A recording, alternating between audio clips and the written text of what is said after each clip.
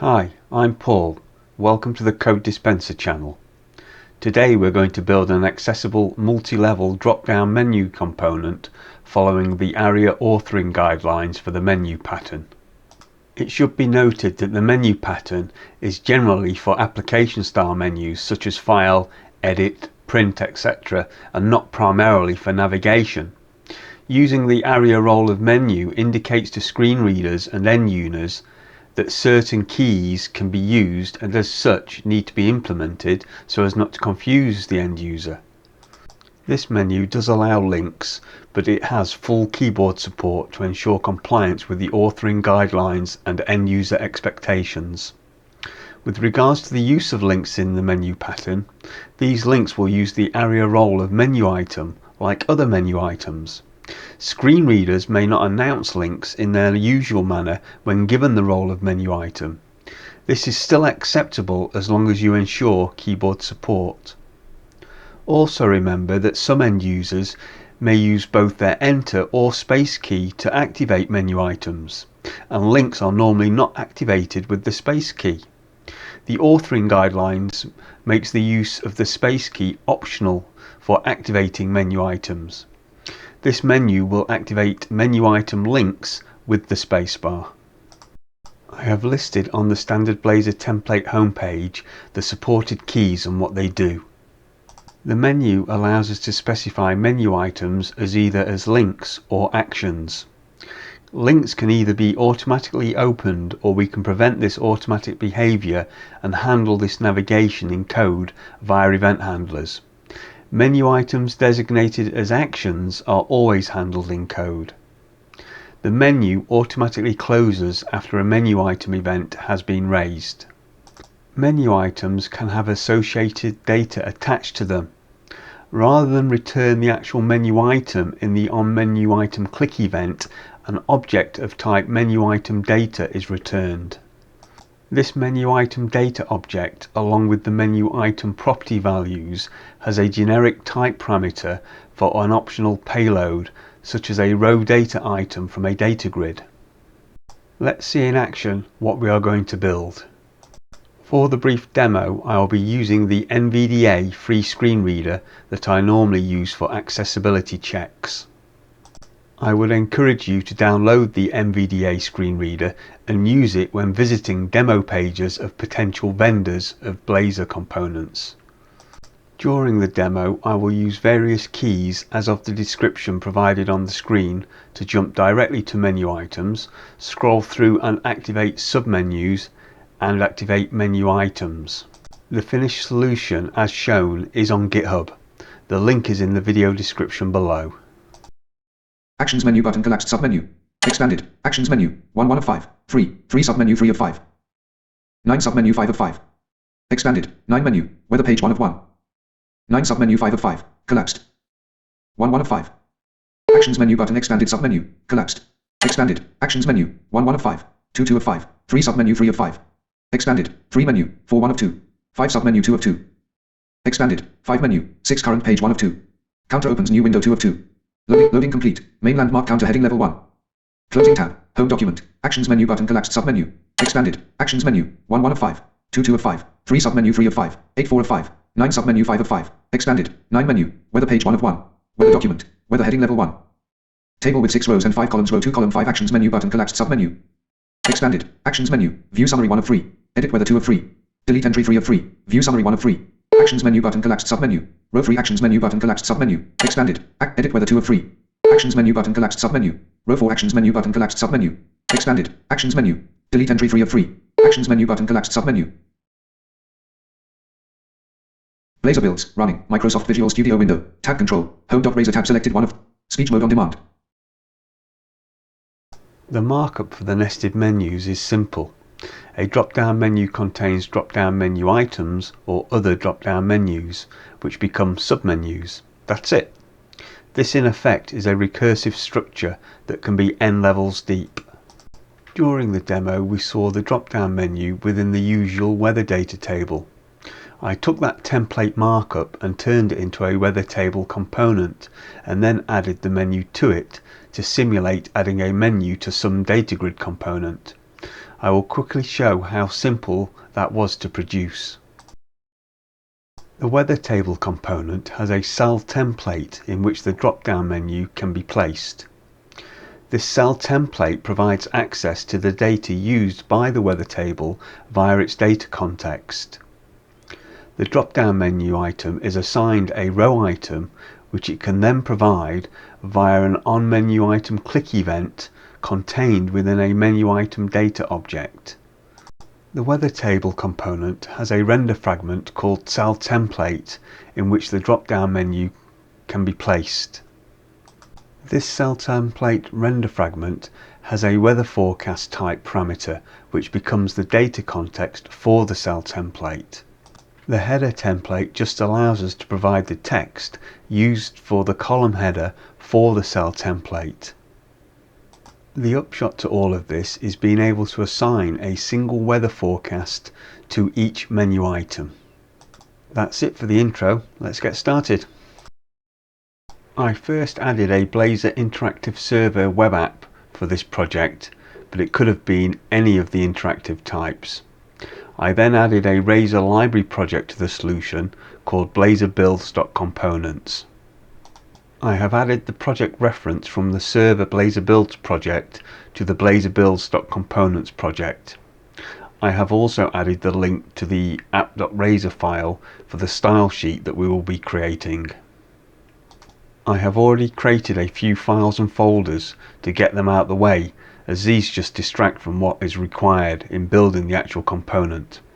I will quickly run through these first. I follow the same format and use the same environment extensions and naming conventions for all of my Blazor videos, so if you've watched any of those, things should be very familiar to you. As you can see, I've added my usual assets folder to the web root for any CSS and JavaScript files and the correlating assets, scripts and CSS folders for the Sassy CSS and TypeScript files. I have a Visual Studio extension installed for compiling Sassy CSS into CSS and have installed the Microsoft TypeScript.msbuild NuGet package for the TypeScript. I created short 4 to 5 minute videos about what I use and the installation process. The links to those are in the video description below. I've added a TypeScript file called dropdownmenu.ts to the assets scripts folder, along with adding a few lines of TypeScript. Annoyingly, I had to add the TypeScript in order to be able to close the menu when you click away from it.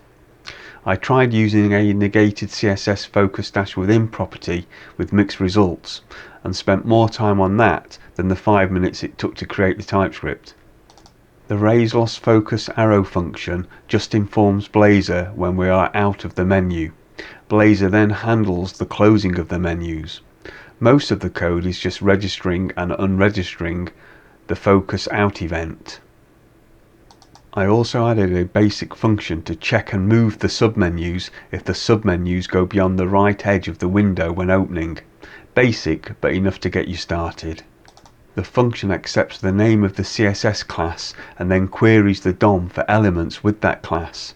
It then just checks their right edge with the viewport and adds a CSS class to move it if required. As this is essentially a JavaScript module, we then just export the functions that we want to access. Next, the Sassy CSS folder. I've added a partial file called _root with some CSS properties, aka variables, that we can use to save time. I got the free SVG icons from Iconify and placed them in the partial file _svg-icons. We will make a start on the _dropdown-menu.css partial file shortly. Currently, as you can see, it's blank. The main Sassy CSS file just holds the use directives for the partial files. This is the file that gets transformed into CSS and output to the web root CSS folder. I created a folder called Common that has two subfolders, seeds and extensions. The extensions folder has one file, utility extensions, which is just a little helper for me as I prefer to read variable name.whenTrue instead of if bracket variable equal true. The seeds folder has one file, global strings, which is just a list of string constants to prevent us from making typos with the string variables that we will need. The folder drop-down menu is where we will create our component. Currently it just has one file within it called drop-down menu enums. This file contains 5 simple enums, 2 are helpers and 3 are for component parameters that we will be adding. Our drop-down menu component will be comprised of 2 razor components, a drop-down menu razor file for each menu and a drop-down menu item razor file for each menu item.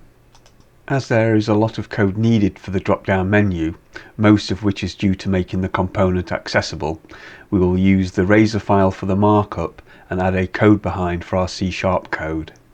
There isn't much code needed for the drop-down menu item component, so we will just use a single razor file for both the markup and code. First we need to add a new razor component named drop-down menu. We can get rid of its contents. To create the code behind, we need to create a new class named dropdownmenu.razor.cs and change it to be a partial class.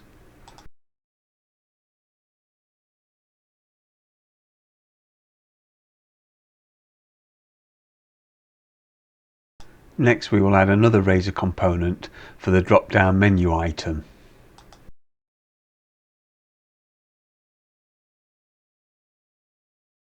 The first thing that you need to understand is that a menu item can be one of 3 things: a link to some page, an action that the user wants to perform, or another menu.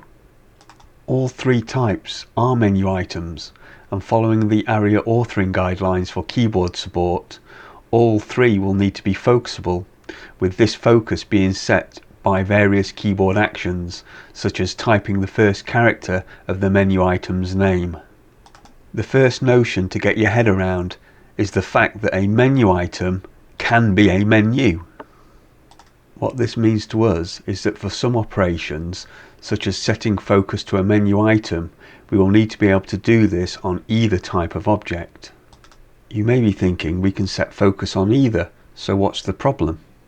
The problem is that due to the recursive structure to enable n-level deep menus, each menu will contain other menus, with each menu containing menu items, i.e. a menu will have a collection of menus and also a collection of menu items, but it will not have a single collection containing either, given they are different types. I am sure you have solved this problem many times in the past, and if I said polymorphism, I bet you would immediately think of interfaces. And if you did, you would be correct. We need an interface that both objects can implement. We can then get to a focus method on either. We will add this now as it's extremely simple with just 4 members.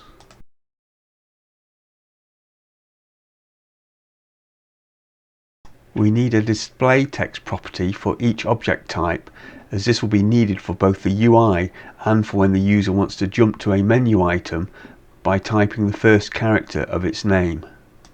A helper property so we can get to and set focus on the parent, for example when closing a submenu, as of the ARIA authoring guidelines.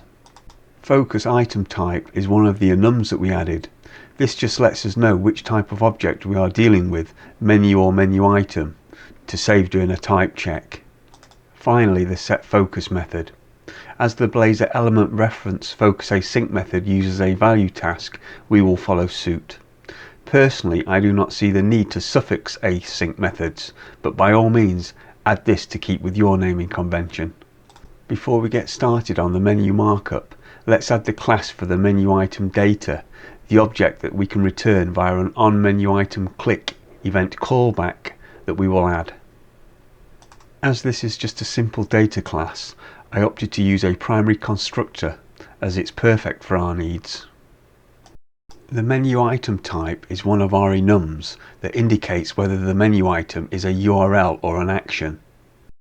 The path is for any URL. The menu name is the name that can be used in code.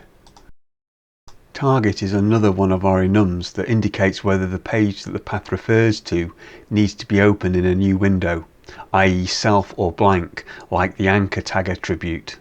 And finally, a try-get-data method used to check and get the optional payload. I think we can now make a start on the markup. First, we will just add some semantic HTML to give us the structure that we are after, which we can also use to kickstart some styling work. As menus and menu items are analogous to UI and LI elements, we will use these elements for our menus. To open the main menu and the submenus, we will use buttons. I use the BEM block element modifier convention for CSS class naming, and I will quite happily add CSS classes that do not exist while I am writing HTML or vice versa, as BEM is about the logical structure, not the physical structure. I find BEM extremely useful to help my brain figure out what it is needed and how to name things, which is half the battle. Like most components that I create, we will add a containing div to house our elements. We will give this div a class of DropDown, which forms the block part of BEM.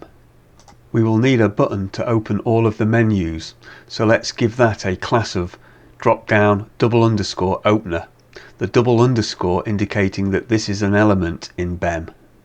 The UL tags will form the menus, so we will give these a class name of DropDown _menu. The LI tags being assigned a class name of DropDown _menu-item. We need to toggle submenus, so we will add some more buttons, each with the class name of DropDown _menu-toggler. Another class that we will need is a modifier, one that will change the state of a menu from hidden to displayed and vice versa. We will name this class DropDown _menu-active. The double dash appended to an existing class is the BEM convention for a modifying class, i.e. this new active class will modify the existing DropDown _menu class. Now we have some markup in place to play with, let's put our component on the home page and run the app. We can add our component to the home page simply by using drag and drop. I've adjusted my windows so we can apply some styling using hot reload so we can see the results. First, we will add the dropdown class and modify the UL and LI descendant tags. The reason for the position relative on the LI tag is that the LI tag is the container for the menus, excluding the first one, and we need to be able to position them absolutely in relation to their parent. Without this position relative on the LI tag, the absolute positioning would be relative to either the body tag or the first element that had a position other than static, which is the default. We also add the drop-down menu class with some style so we can see its boundary. I am using Sassy CSS. If you're unfamiliar with Sass, I am not nesting classes. The ampersand in Sass means prepend the parent selector name to the next selector. For example, the ampersand space UL will be output as drop-down space UL. We want each submenu to be to the right of its parent, with its first menu item in line with the menu item that opened it. It looks like we are missing something. The CSS is doing what we want, but we do not want the first menu to be absolutely positioned 100% away from its parent.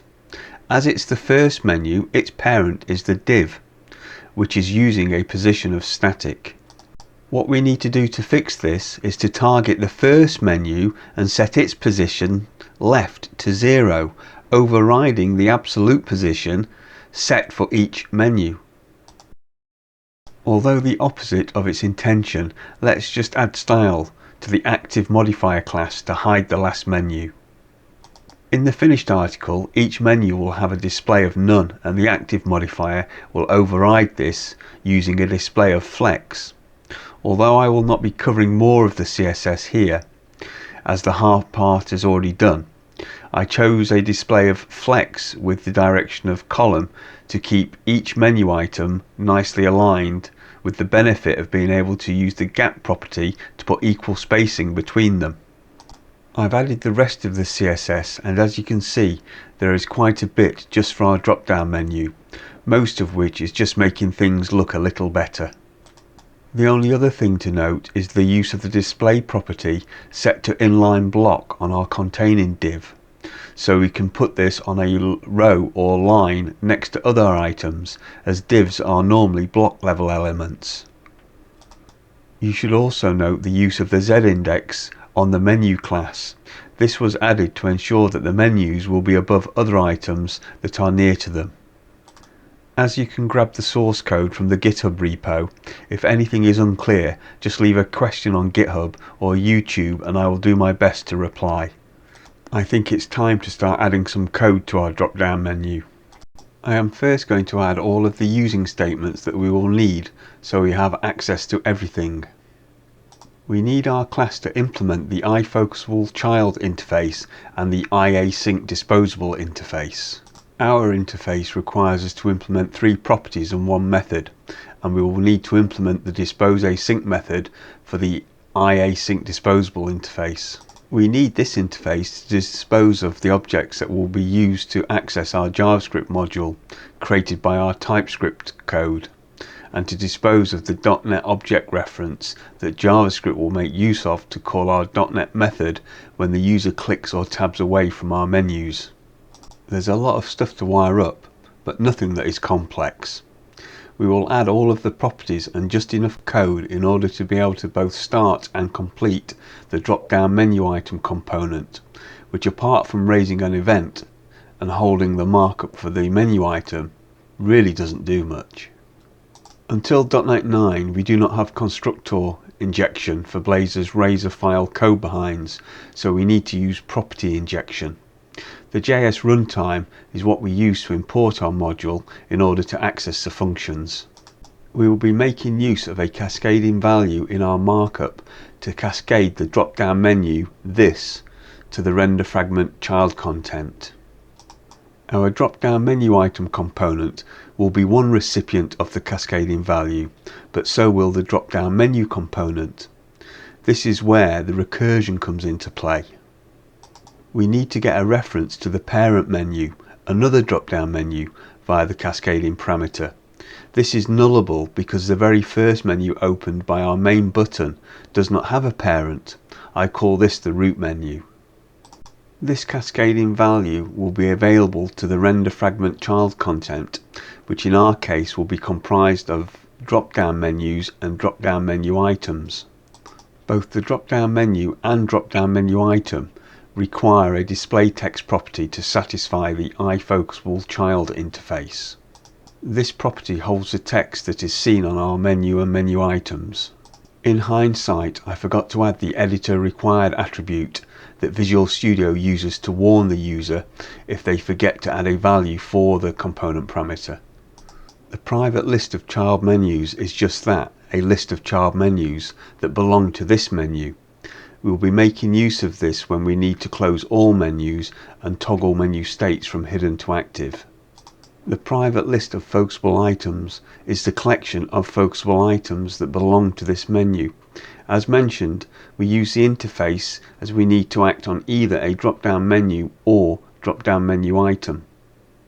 The focus item type property, one of our enums, is required by the iFocusable child interface and saves us doing a type check to find out what type of focusable item is in our collection. We need an element reference from our div container that we can pass to JavaScript that it can use for a focus out event that then will inform us when the user has left our menu. We will obtain this reference by adding the @ref directive to the markup. We also need an element reference to the main button that opens the first menu, so we can set focus to it on closing.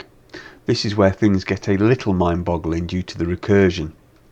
We will be working with many menus, but only the first menu will have a valid non-null reference to this button. We will always need to get back to the root menu before trying to use this reference. The element ref property is the reference for the item to set focus to via calling the setFocus method, which acts like an adapter. The menu ID will be used for the UL tag ID attribute and is required for the area controls attribute on the buttons that open the menus. This relationship informs screen readers that the button is responsible for toggling the visibility of the drop-down menu. The area expanded attribute, also on the buttons, will be updated to true or false every time we toggle visibility.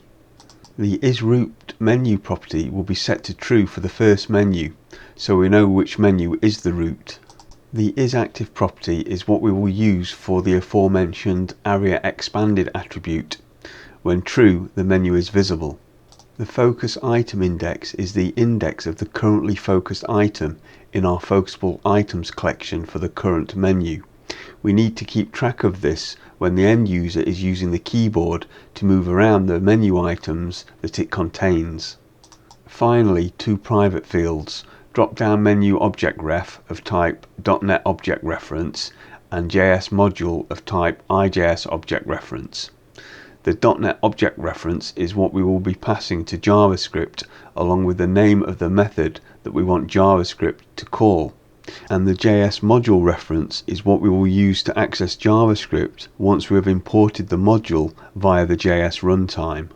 When the drop-down menu component is initialized, if the cascading parameter is null, then we know it's the first menu and as such set it as the root. For menus below the root, these need to be added to their parent's child menu collection. The addMenu method is used to add a drop-down menu to the menu's child menu collection, as well as to add it to its focusable items list, as every menu is an iFocusable child. We also need an addMenuItem method that the drop-down menu item can call to inform its parent that they have been initialized and should be added to the focusable items list. The setFocus method is required by the iFocusable child interface and acts like an adapter so we can call each item's element ref focus async method. The focus left control method is the method that we want JavaScript to call when the user has clicked or tabbed away from any open menu. This method must be marked with the JS invocable attribute. When we are notified from JavaScript, we then set the root menu to be hidden and inform Blazor via status changed so it can render the changes. We add the dispose async method so we can clean up our references, but before disposing these references we unregister the event handler for the focus out event that is registered for the callback. We have enough completed now to allow us to start and complete the drop-down menu item component. For menu items that are links, there are a couple of things that we will need to do. We will add the area current page attribute to the anchor tag if the href points to the current page. In order to check this, we will make use of Blazor's navigation manager, so we will need to inject this into our component to access it. We will also be preventing the default behavior of the anchor tag if a property that we will call AutoNav is set to false. When false, we would like the ability for the user of our component to be able to handle this action. The other issue that we will need addressing is that menu items, as of the ARIA authoring guidelines, can be activated by the spacebar, but links are not normally activated in this manner. We will need to handle this with a keydown event handler. This is simple enough, but it does raise another issue. What if the target is set to _blank and the AutoNav property is set to true? In this instance, we cannot just use Navigation Manager as there is no option to open a page in a new window. Again, simple to achieve, it just requires the use of JavaScript. We don't need to write any, but we will need to access the global window to call open, and as such we'll need to inject the IJS runtime to gain access to this. Just like the drop-down menu component, we define a cascading parameter property in order to get access to the menu item's parent menu. We also add the display text component parameter, this time remembering to add the editor required attribute to warn the user that this is required. The menu name parameter is the name of the menu item that we can use in code. Perhaps menu item name would have been a better choice. I am sure there was a reason why I named it as such at the time, and just plain forgot to rename it. When the menu item is clicked or activated by a keyboard action, we want to raise an event so users can handle and perform the required action. For this we will use Blazor's event callback mechanism. We want to include in the event our menu item data object that has a generic type parameter. So in order to do this, as we are in a Razor file, we need to add the type param directive using tdata to match that we have just specified. The menu icon class parameter just allows the user to add an icon using its class name, as most icons are added in this way. The icon CSS color value allows the user to specify a CSS color value using any valid CSS value for the color property. Our code will just use inline style using the color property with the value specified. The menu item type is renum for the component parameter for the user to specify whether the menu item is an action or a link. The default is action, which is handled by the user. The target parameter is for when the user specifies a link, so they can specify whether or not the page requested should open in a new page. The path parameter is for the href attribute when the menu item type is a link. The parameter item data of type tdata allows us to have the same or differing data type for each individual menu item. This specified tdata type will close the generic type used by our menu item data object. The AutoNav property indicates whether or not the default behavior of the link can proceed. The focus item type is renum that lets us know what type of focusable item is in the list that the parent owns. The menu item ref will be assigned via an @ref directive that we will add to the markup. We need this for the focus async method that the element ref provides. The current page property is what we will assign for the value of the area current page attribute when the menu item is a link and points to the current address. When the component is initialized, we call the method on the parent menu so it can add the menu item to its focusable items list. We can do this as the cascading parameter populates our parent menu property. In Blazor, there are a couple of lifecycle events where you can get access to the component parameters. Set parameter async and on parameters set with an async version. Set parameters async happens first and before the onInitialized event, which only happens once. OnParameter set comes after both of these events and after the properties have been set. Set parameters sync comes before the properties gets assigned a value, so you can intercept and change them if required. Unless I have a specific need, I tend to use onParameters set event, as you have simple access to the properties given they have already been set.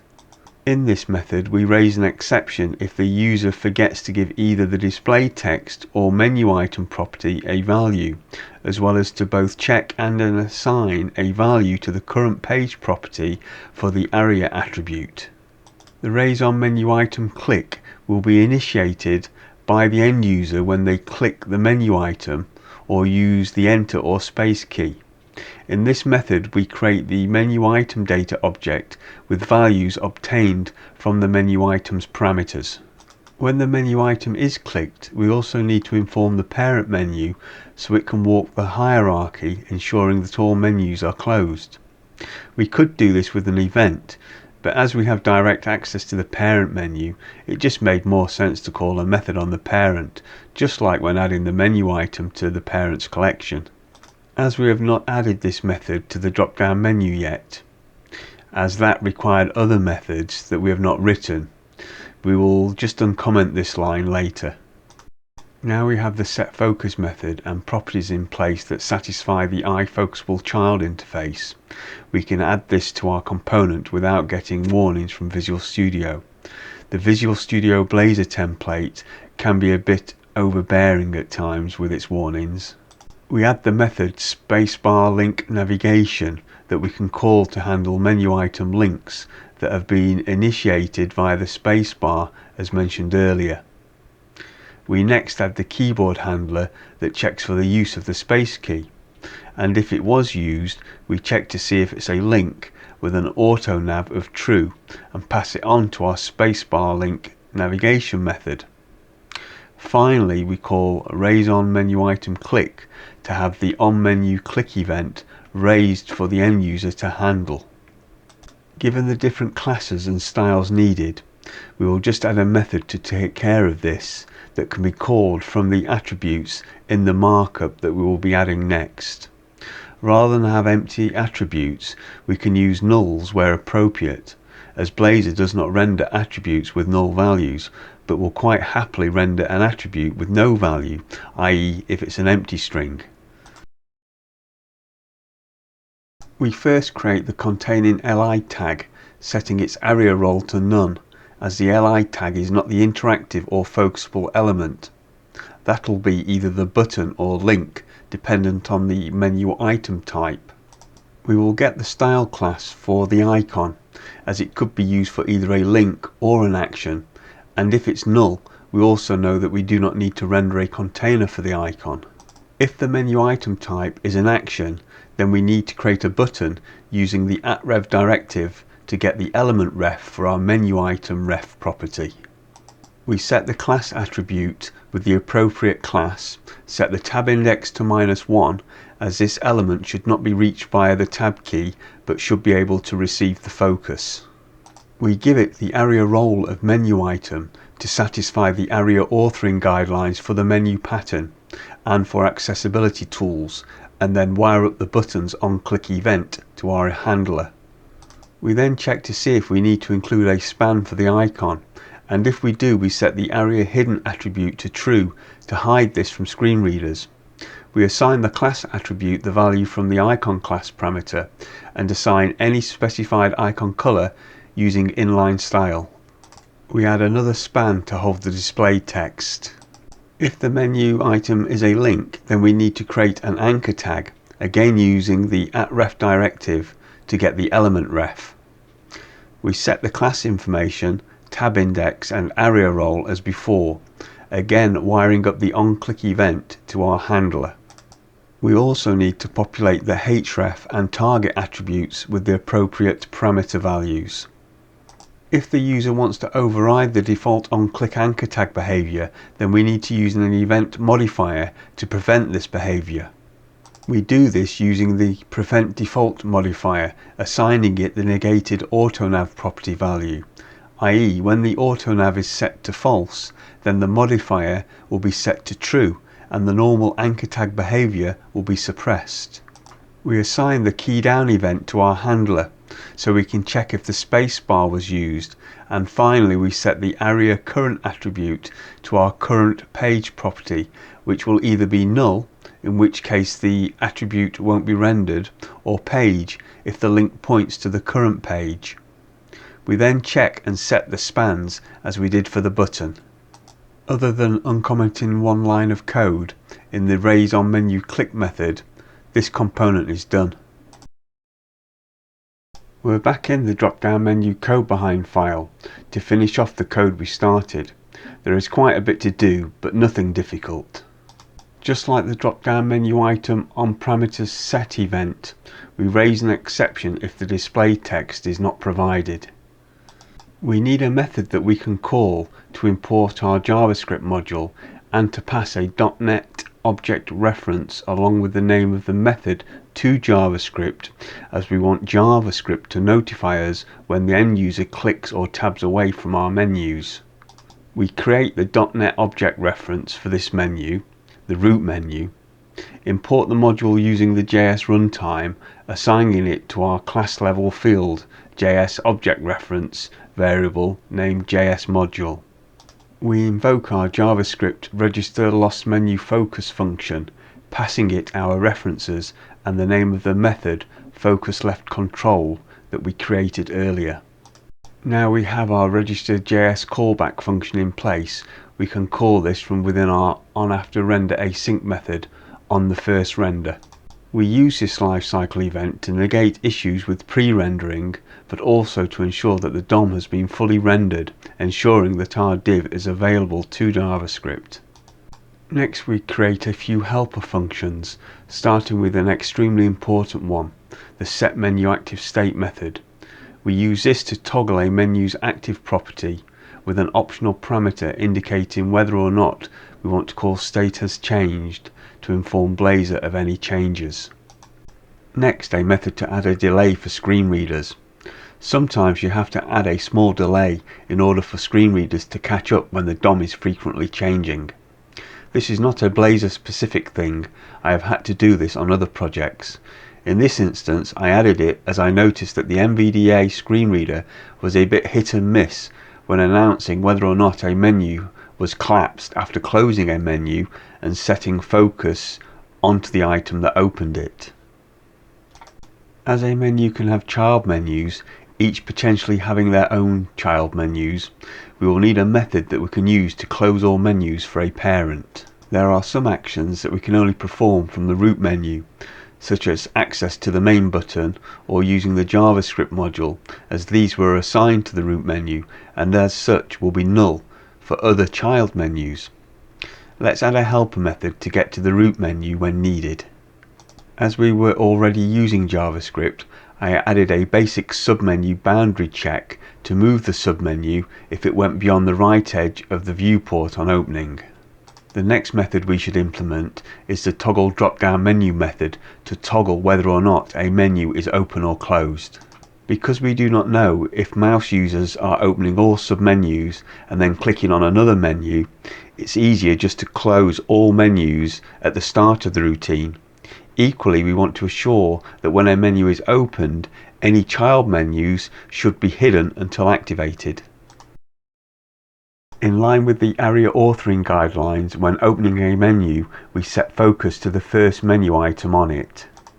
Our main button is outside of the menu structure and is our starting point, so we need a method that the button can call to show and hide the root menu. We call the toggle drop-down menu method to ensure everything is closed. We need various methods to handle the different keys as recommended in the ARIA authoring guide. Let's start with a method to handle the Shift+Tab key. Our menus do not use the tab index for tabbing. The index is only used for setting focus. If the user presses the Shift and Tab key button from within any menu, they should be taken to the main button, which is in the page tab order. When this happens, we need to close everything and have the focus set on the main button. If the end user is on the main button and presses the down arrow key, the menu should open. Another requirement is for the ability of the end user to be able to select a menu item by using the first character, i.e. A to Z or 0 to 9. So we will add the handle search char method for this purpose. Basically, we need to find a menu item matching the character and then setting focus to it. If the end user presses the same key again, we move to the next and so on in a continuous loop. As we need to keep track of which menu item has the focus, we will return the index of that item. When the end user presses the home key, the focus should be set on the first menu item on the current menu, and pressing the end key should set focus to the last menu item on the current menu. When the user presses the left arrow key, we should close the menu that we are currently on and have the focus set to the item that opened it. This move left and close action continues all the way back to the main button, which will eventually receive the focus. When the user presses the right arrow key, we should do nothing unless it's a menu item that has a submenu. In that case, we open the menu and set focus to the first item within it.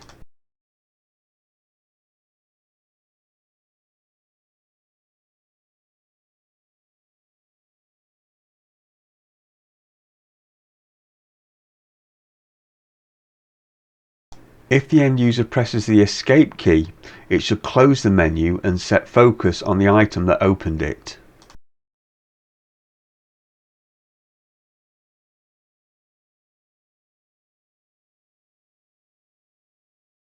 Finally, for keyboard navigation is the method to cycle through the menu items when the end user presses the up or down arrow key.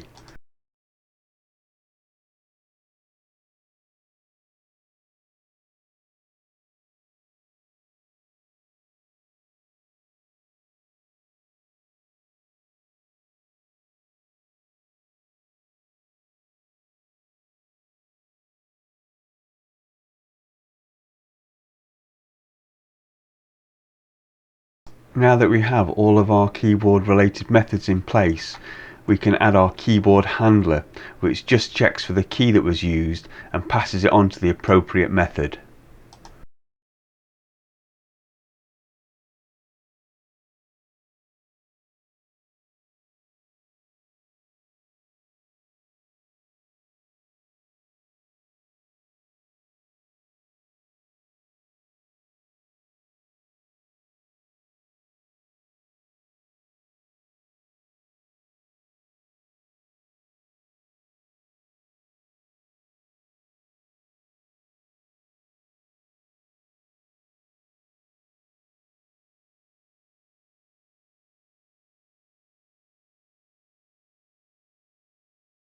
When a menu item is clicked, the root menu needs to be notified so it can close all of the menus.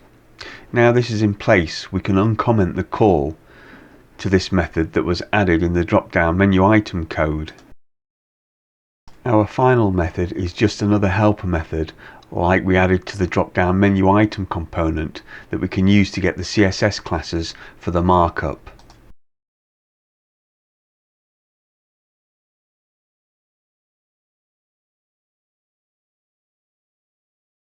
We now have all the code in place to be able to add the finished markup for our drop-down menu. Before we forget, let's go and uncomment the call to the menu item clicked method in the drop-down menu item component.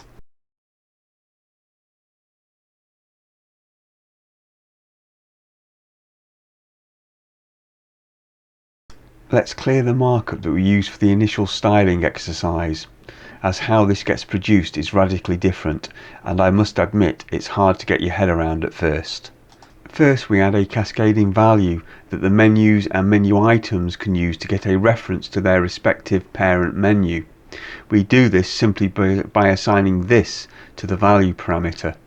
Regarding the isFix property, I am still not 100% sure which was the better option. False, which may cause multiple renders on every item every time we toggle a parent's is active property, or true, telling Blazor not to monitor this. Even when set to false, there were times that I needed to call status changed, so in the end I opted to set this to true, as I was manually using stated changed anyway.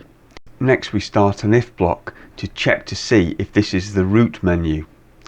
The first drop-down menu initialized has no parent, so it is marked as the root menu, and as such will go down this path along with its child content render fragment placed within the UL tags. We inform assistive technologies that the button controls the visibility of other items. This is achieved via the use of the ARIA has pop-up and ARIA controls attributes, with the ARIA expanded attribute signaling the visibility of the structure that the button controls. The combination of the ARIA controls attribute holding the ID attribute of the UL tag that has the role of menu signifies that this is a potential hierarchical menu structure that is opened by the button. The button's onClick event is wired up to our toggle button handler, with the onKeyDown event wired up solely for our arrow down handler used by the main button. We add our display text parameter value within a span and add another span to house a fixed down chevron icon. In the UL tag we use an ARIA label attribute with the value of the display text. This value is the name of the menu that screen readers can announce when opening the menu. We also need to wire up the onKeyDown event to our keyboard handler to capture the keys used on the root menu.